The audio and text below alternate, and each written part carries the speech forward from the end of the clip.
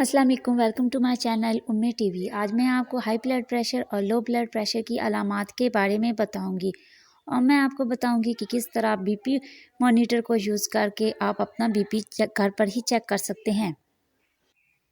High blood pressure की अलामात में सबसे पहली अलामत है थकावट या उलझन का महसूस होना, शदीद सर में दर्द का होना, नाक से खून का आना, यूरिन में खून का आना, दिल की धड़कन का बढ़ना या कम होना, सांस लेने में तकलीफ़ होना, सीने में दर्द का महसूस होना।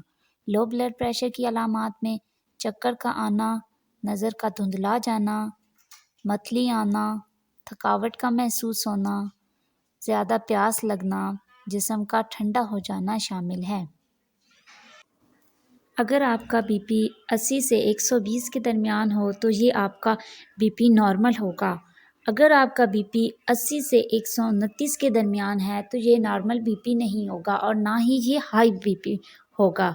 अगर आपका बीपी 80 से लेकर 130 या 129 के दरमियान है तो ये स्टेज 1 है हाइपरटेंशन की। ये हमारा हाई ब्लड प्रेशर की स्टेज 1 कहलाता है।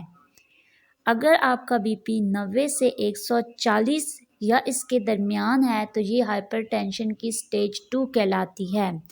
ये हाई ब्लड प्रेशर की अलामात हैं।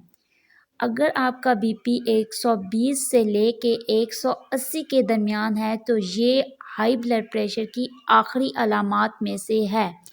इसको लास्ट स्टेज ऑफ हाइपरटेंशन कहते हैं। जितना जल्दी हो सके डॉक्टर से रुजू करें।